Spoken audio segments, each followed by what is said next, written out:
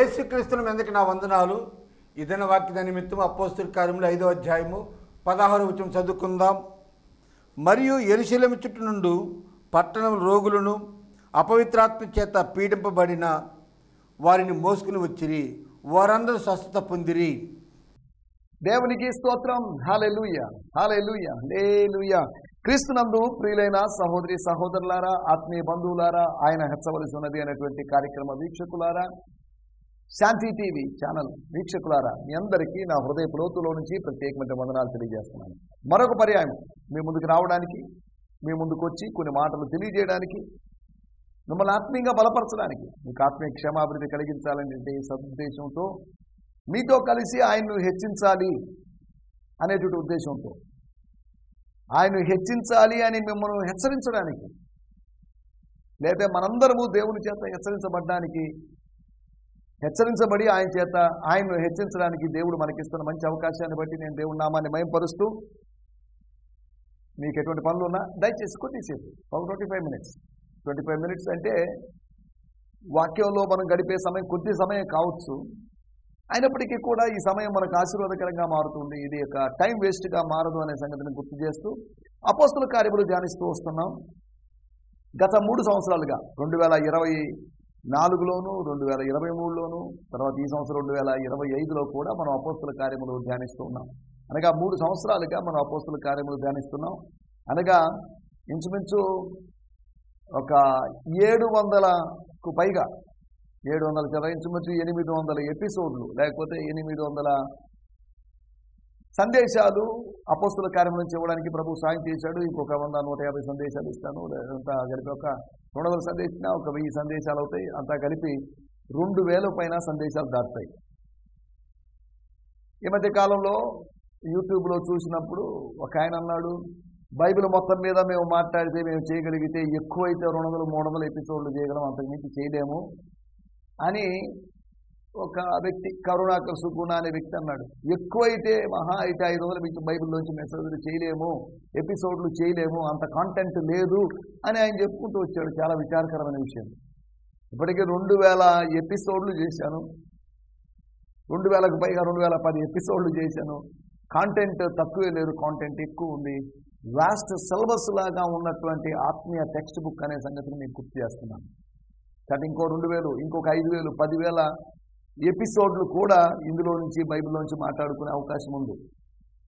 కాబట్టి అవగాహన లేని వాళ్ళు ఏదో మాట్లాడుతుంటారు. వాళ్ళు మాట్లాడిన మాటలు వాస్తవాలని భావించాల్సిన అవసరం లేదు. ఆయా సందర్భాల్లో కరుణాకర్ సుగుణ అనే వ్యక్తి మీద నేను ప్రత్యక్షంగా లేకపోతే ఆయనతో ముఖాముఖిగా కామెంట్ చేయకపోయినప్పటికీ, డిబేట్లు పెట్టుకోవడం నాకు పెద్ద ఇంట్రెస్ట్ లేదు. కానీ చెప్పాల్సిన సత్యం చెప్పి తీరాలి. అంతవరకే. ఎవరితోనైనా ఎప్పుడైనా మనం సత్యం చెప్పాలి. కరుణాకర్ సుగుణ వీళ్ళెవరు మన శత్రువులు కాదు, వీళ్ళందరూ మన సహోదరులే. కాకపోతే వీళ్ళు సత్యాన్ని ఆలస్యంగా తెలుసుకునే అవకాశం ఉంది. మనం సత్యాన్ని కాస్త ముందుగా తెలుసుకున్నాం, అంతవరకే. మనం సత్యం తెలుసుకున్నప్పుడు మనం కూడా అలాగే ఉన్నాం. కానీ సత్యం తెలుసుకున్నాం కాబట్టి కాస్త మార్పు వచ్చింది, అంతవరకే. మనలో ఇంకనూ మార్పు రావాలి, మనం ఇంకనూ సత్యం తెలుసుకోవాల్సిన అవసరం ఉంది. దేవుని స్తోత్రం. హల్లెలూయా. దేవుని వాక్యము లోతైనది, అదొక మహాసముద్రం లాంటిది. దీనిలో ఎంత లోతు వెళ్ళినా కానీ ముత్యాలను మనం తీసుకొని రావచ్చు అనే సంగతిని మీకు గుర్తు చేస్తున్నాను. నిన్నటి ఎపిసోడ్లో యెరూషలేము గురించి మాట్లాడుకున్నాం. యెరూషలేము అంటున్నప్పుడు భౌతికమైనటువంటి 1వ శతాబ్దములో ఉన్నటువంటి 1st సెంచరీలో ఉన్న యెరూషలేము గురించి మాట్లాడుకొని, అదే సమయంలో ఈ యెరూషలేము కరెక్ట్ కాదు అంటే అది నిజమైంది కాదు, నిజస్వరూపము పైనుందని, పైనున్న యెరూషలేముదని, పైనున్న దానినే యెరూషలేము అన్నారు. నూతన యెరూషలేము, న్యూ జెరూసలేం అన్నారు. పైనున్న యెరూషలేముల గురించి చెప్పేటప్పుడు పౌలు గారు కొద్దిగా ఇంకాస్త డీప్గా, లేకపోతే ఇంకొద్దిగా ఆత్మీయంగా ఏమన్నాడంటే, పైనున్న యెరూషలేము మనకు తల్లి లాంటిది అన్నాడు. అంటే దాని అర్థం ఏంటి? తల్లి కంటుంది, తల్లి ఒక బిడ్డను కంటుంది, కుమారుణ్ణి లేదా కుమార్తెను కంటుంది, శిశువును కంటుంది. అలాగే పైనున్న యెరూషలేము ప్రభావంతో, పరలోక ప్రభావంతో మనం జన్మిస్తాం. పరలోకములో ఉన్నటి ప్రభు ప్రభావంతో, ప్రభు శక్తితో, ప్రభు వాక్యంతో, ప్రభు ఆత్మతో మనం జన్మిస్తాం.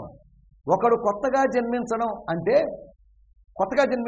మూల భాషలో పైనుండి జన్మించడం, పైలోకములో నుండి జన్మించి ఈ లోకములో ఉండడం, పైలోక ప్రమేయముతో ఈ లోకములో జన్మించడం, మరలా తిరిగి పైలోకానికి వెళ్ళిపోవడం అనే భావన ఇందులో ఉంది.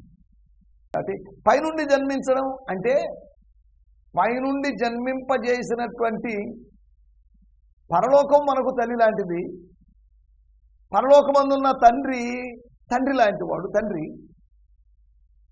అంటే వాళ్ళిద్దరూ పరలోకము ప్రభు భార్యాభర్తలని మళ్ళీ ఇలా వ్యాఖ్యానించడానికి వీల్లేదు. తండ్రి ఫాదర్ అంటే ఆరిజినేటర్, ఇట్స్ ఎ బిగినర్ అని అర్థం, అనగా ఆరంభించేవాడు అని అర్థం. నీ జీవితానికి ఒక ఆరంభాన్ని కలుగు చేసేవాడు తండ్రి. తల్లి కలయికతో మన జీవము, మన అస్తిత్వం ఆరంభమవుతుంది. వాళ్ళే లేకపోతే మనం లేము, తల్లిదండ్రులు లేకపోతే మనం లేము. తల్లిదండ్రుల ద్వారా మనం వచ్చాం, మన ద్వారా బిడ్డలు వస్తారు, వాళ్ళ ద్వారా బిడ్డలు వస్తారు, వాళ్ళు తల్లిదండ్రులు అవుతారు, మనం తల్లిదండ్రులు అయ్యాం. ఇలాగా ఈ పరంపర కొనసాగుతూనే ఉంటుంది. దేవుని స్తోత్రం, హల్లెలూయా. యెరూషలేమును గురించి మనం ఆలోచించినప్పుడు అపోస్తల కార్యముల్లో ఉన్నటువంటి యెరూషలేము అనగా సువార్తల్లో ఉన్న యెరూషలేము వేరుగా ఉందని కాదు దాని అర్థం. అక్షరార్థమైన literal Jerusalem, the physical Jerusalem. How was it? It's a beautiful అని కాదు, ఇట్స్ అ వండర్ఫుల్ ల్యాండ్ అని కాదు, ఇట్స్ అ హోలీ ల్యాండ్ అని కాదు. దాని గురించి మనం మాట్లాడుకుంటున్న మాటలు అది అనారోగ్య పట్టణం అని. It's a sick city. కొన్ని దినాల క్రితం సికింద్రాబాద్కి వెళ్ళాను నేను అప్పుడు అన్నమాట, సికింద్రాబాద్ స్పెల్లింగ్ కొద్దిగా మార్చాలి. SICUNDERABAD సికింద్రాబాద్, అది సిక్ ఇంద్రాబాద్ అనగా సిక్ అయిన వాళ్ళు ఉన్నది. అనేక మంది రోగులు కనిపిస్తున్నట్టు స్థలం. మానసిక సికింద్రాబాదే కాదు, ప్రతి స్థలం కూడా అలాగే ఉన్నారనుకునేది వేరే విషయం. అనారోగ్య పట్టణము కనుక యెరూషలేములోని వైద్య విధానాల చేత స్వస్థత పొందుకోమని ప్రయత్నం చేసి విఫలమైపోయి, బెతస్తా కోనేరు దగ్గర విఫలమైపోయి, యేసు కాలములో యేసు ద్వారా స్వస్థతలు పొందినప్పటికీ కూడా ఇంకా కొంతమంది మిగిలి ఉన్నారు. యేసు కాలంలో యేసుని ఎరిగినప్పటికీ కూడా యేసును కలుసుకోలేకపోయిన వాళ్ళు కొంతమంది ఉంటారు. ఏదేమైనప్పటికీ రోగుల సంఖ్య విస్తారంగా ఉంది. కొత్త రోగులు, పాత రోగులు అందరూ కలిసి ఉన్నారు.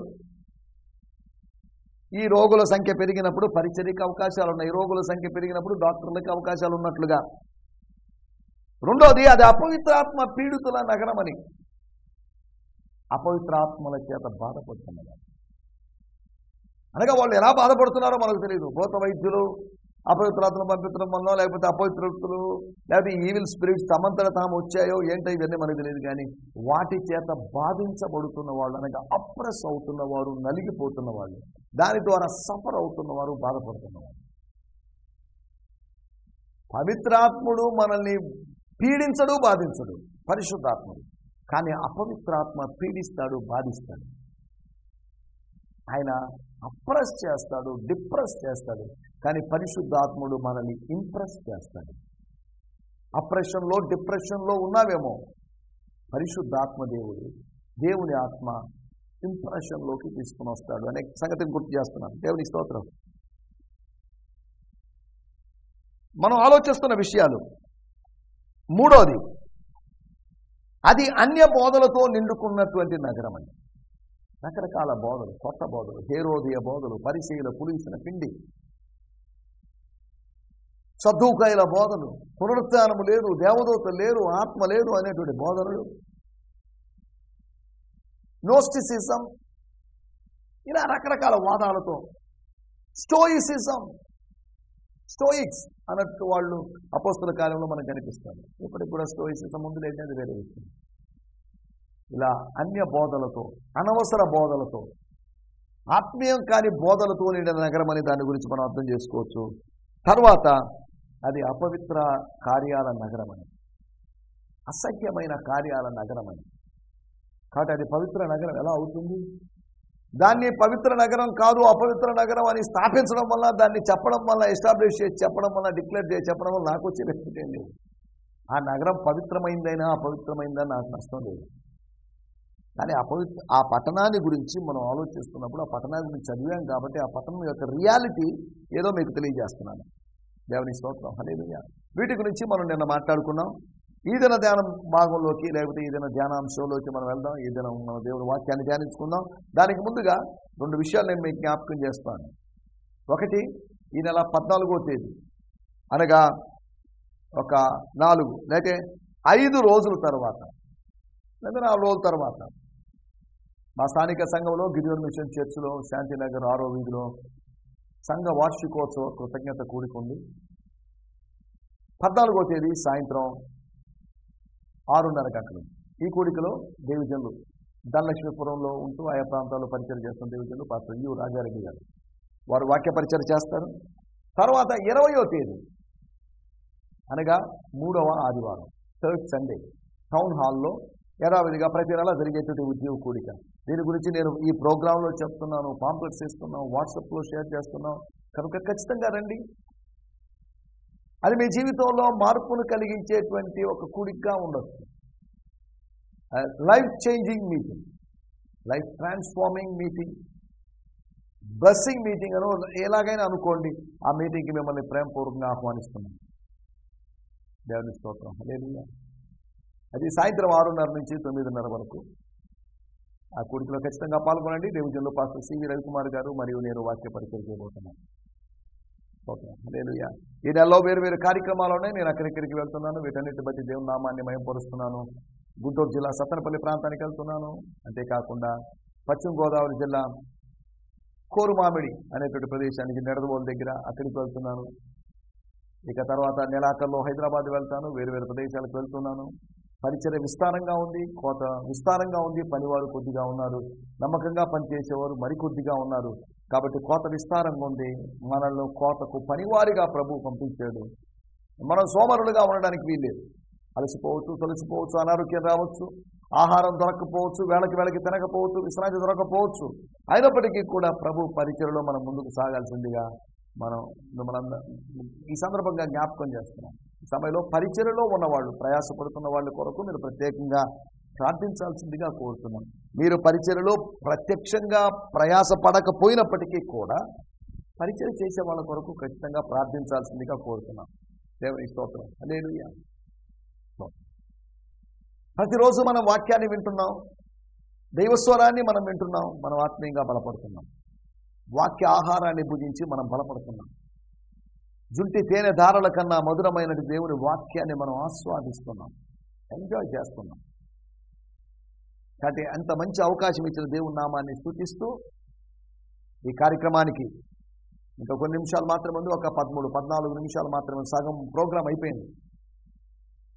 మీరు సగం ప్రోగ్రాం చూశారు. ఇంకో సగం కోసం ఈరోజు సందేశం కోసం, ఫ్రెష్ సందేశం కోసం సిద్ధంగా ఉండండి. ఈ బైబిల్స్ ఓపెన్ చేయండి, లేకపోతే మొబైల్స్లోకి చూడండి. సజీవ వాహిని అనేటువంటి యాప్లో నుంచి మీరు బైబిల్ చూసుకోవచ్చు లేదా డౌన్లోడ్ చేసుకోవచ్చు. దానిలోంచి అపోస్తల కార్యములు 5వ అధ్యాయము 16వ వచనం. Book of Acts of Apostles 5th chapter verse 16.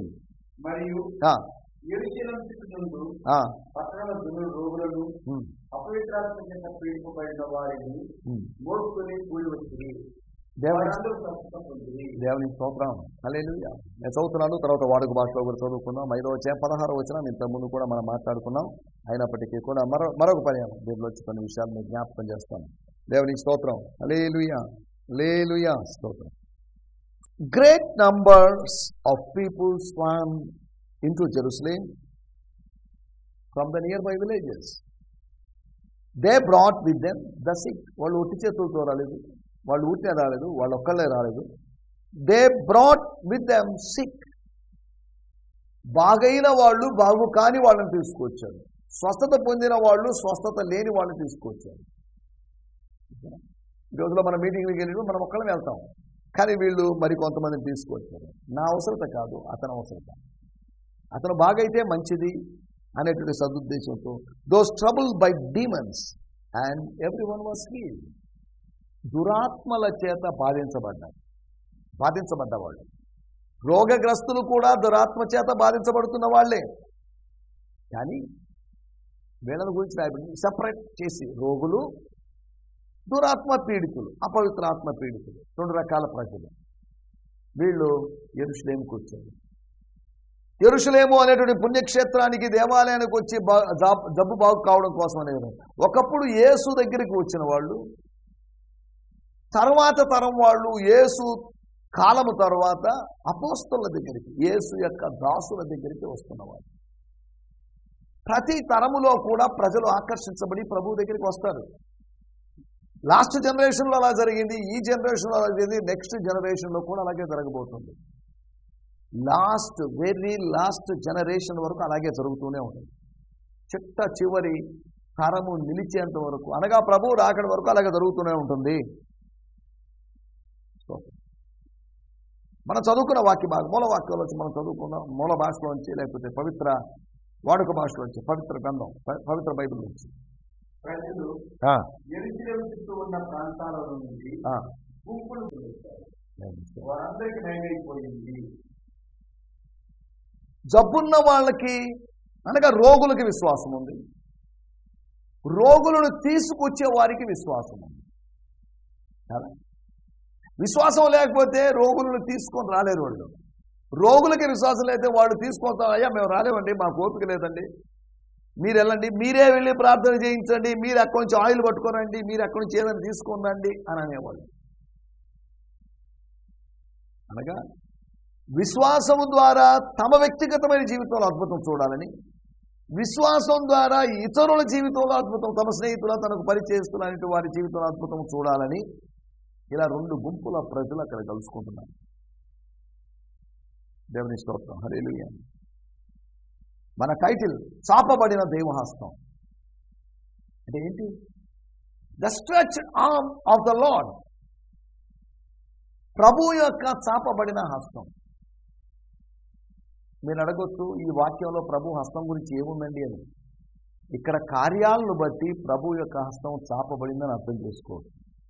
ఈ మాట మీకు అర్థం కావాలంటే ఒక మాట చదువుతాను.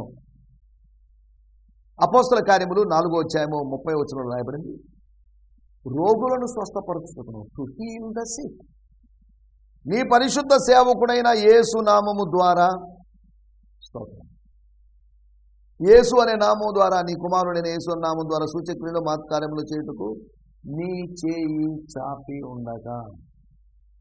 నీ చేయి ముడుచుకొని నువ్వు కూర్చున్నావు కాదు, నీ చేయి నువ్వు చాపి ఉండగా. యెహోవా హస్తము కొరత కాలేదు. నీ చేయి నువ్వు చాపి ఉండగా, యేసు లేదా దేవుడు తన చేయిని చాపాడు. దైవహస్తమైనటువంటి హస్తముగా, దైవ బావుగా ఎంచబడిన యేసు ఎక్స్టెండ్ అయ్యాడు, స్ట్రెచ్ అయ్యాడు, చాపబడి ఉన్నాడు. చాపబడి ఉన్నాడు అంటే ఆయన నరావతారముకు వచ్చేశాడు, నరావతారి అయ్యాడు, శరీరాన్ని ధరించుకున్నాడు అని అర్థం చేస్తాడు. Jesus is the extension of God. Jesus is expression of God. ఆయన ఎక్స్టెన్షన్ మాత్రమే కాదు, ఎక్స్ప్రెషన్ కూడా. జాగ్రత్తగా ఆలోచించాలి. He's both expression and extension of God. దేవుని యొక్క మూర్తిమత్వము యొక్క ప్రతిరూపమై ఉన్నాడు. ఎబ్రీ పత్రిక 1వ అధ్యాయం అదే రాయబడింది. ఆ తేజస్సు యొక్క దివ్యమహిమ, లేకపోతే the same reflection of God. నన్ను చూసిన వాడు తండ్రిని చూసినట్టే. ఇక తండ్రిని చూడాల్సిన అవసరం లేదు, మీరు చూడలేరని కాదు, తండ్రిని చూసేటువంటి అవకాశం లేని విధంగా మీరు నన్ను చూశారంటే ఆయన చూసినట్టే. ఏమయ్యా తోమా, అయితే శిష్యులారా, ఏంటి మీరు అడుగుతున్నారు? మీరు తండ్రిని చూపించమని అడగడం ఏంటండి? నేను ఇంతకాలం మీతో ఉన్నాను కదా, మీరు నన్ను చూశారు కదా. నన్ను చూసారా? చూసామండి. ఈ 3 సంవత్సరాలు తిరిగి మిమ్మల్ని సరిగా చూడలేదంటే అనే అవకాశం లేదు. నన్ను చూసిన వాడు తండ్రిని చూశాను. అంటే నేను ఎలాగున్నానో తండ్రి అలాగే ఉన్నాను, నేను నా తండ్రి ఏకమై ఉన్నాము. నన్ను పంపిన నా తండ్రి ఆయన, నేను ఏకమై ఉన్నాను.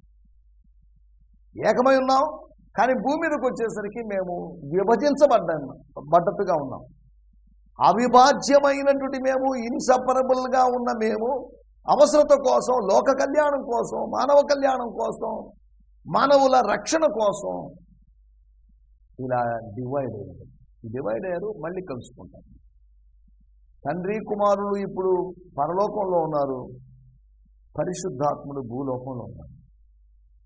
అనగా వీళ్ళ మధ్యలో ఏదో జరిగిందని కాదు, డిస్ప్యూట్స్ ఏదో వచ్చాయని కాదు, వీళ్ళు కలుసుకుంటారు. వీళ్ళు కలుసుకునేటువంటి అవకాశం ఉంది. వీళ్ళు కలిసే ఉన్నారు, వీళ్ళని ఎవరు విడదీయలేదు. వీళ్ళని వీళ్ళే విభజించుకొని వచ్చారు. పరిశుద్ధాత్ముడు భూమి మీదకి రావడానికి ముందుగా తండ్రి మరియు పరిశుద్ధాత్ములు పరలోకంలో ఉన్నారు, కుమారుడు భూమి మీద ఉన్నారు. నిత్యత్వం అంతా ఈ ముగ్గురు కలిసి ఉన్నారు. రాబోయేటువంటి నిత్యత్వంలో కూడా ఈ ముగ్గురు కలిసే ఉంటారు. సృష్టి ఆరంభం నుంచి వీళ్ళు కలిసే ఉన్నారు.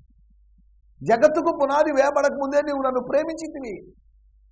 కానీ యేసు ప్రభు తండ్రి ప్రేమ నాకు నిన్న మొన్న దొరికింది కాదు, భూలోకానికి వచ్చాడు కాబట్టి, భూలోకానికి వెళ్ళావు కాబట్టి నీ మీద ప్రేమ పెరిగిందని తను చెప్పలేదు, ముందు నుంచే ప్రేమిస్తున్నాడు.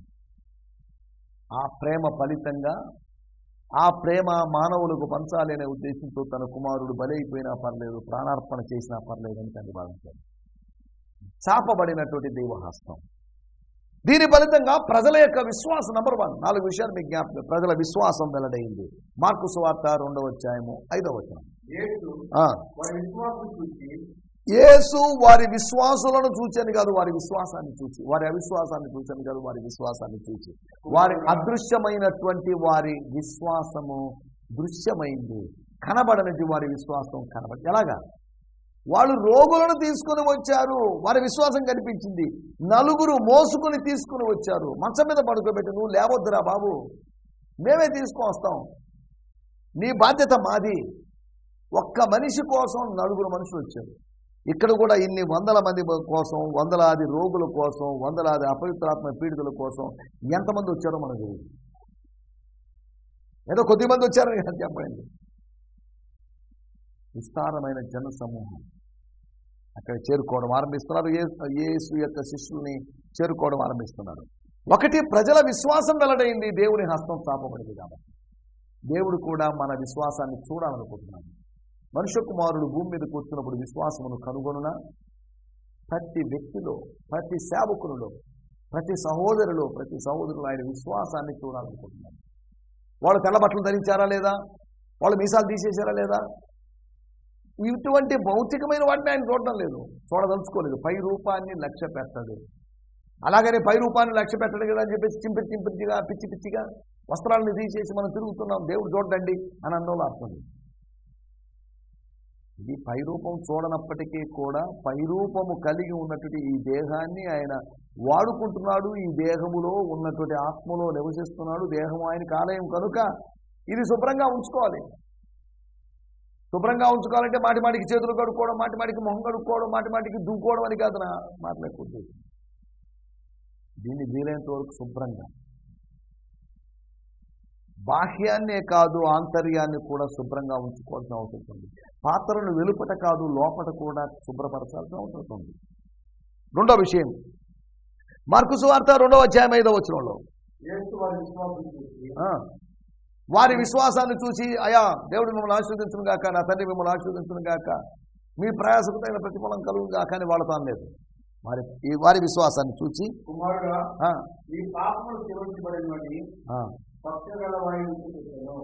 ఈ మంచంతో సహా మీ మిత్రుల్ని, మీ స్నేహితుల్ని మోసుకొచ్చిన 4 సహోదరులారా, నా కుమారులారా అని కాదు, మంచం మీద పడుకొని నిస్సహాయ స్థితిలో ఉన్నటువంటి వ్యక్తిని చూసి ప్రభు అంటున్నాడు, నా కుమారుడా, నీ పాపాలు క్షమించబడ్డాయి.